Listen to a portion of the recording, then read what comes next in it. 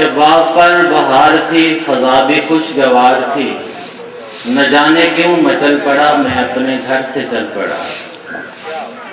किसी ने मुझको रोक कर, बड़ी अदा से टोक कर कहा कि लौट आइए, मेरी कसम न जाइए।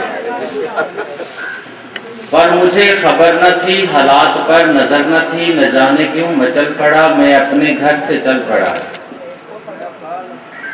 मैं शहर से फिर आ गया, ख्याल था कि पा गया उसे जो मुझसे दूर थी, मगर मेरी जरूर थी। और एक हसीन शाम को मैं चल पड़ा सलाम को, गली का रंग देखकर, नई तरंग देखकर मुझे बड़ी खुशी हुई। मैं कुछ इसी खुशी में था कि किसी ने झांक कर कहा, पराए घर से जाइए, मेरी कसम ना आइए। और एक हसीन शाम है, बहार जिसका नाम है, चला हूँ घर को छोड़कर चला। कोई नहीं जो रोक कर, कोई नहीं जो टोक कर कहे कि लौट आइए, मेरी कसम ना जाइए।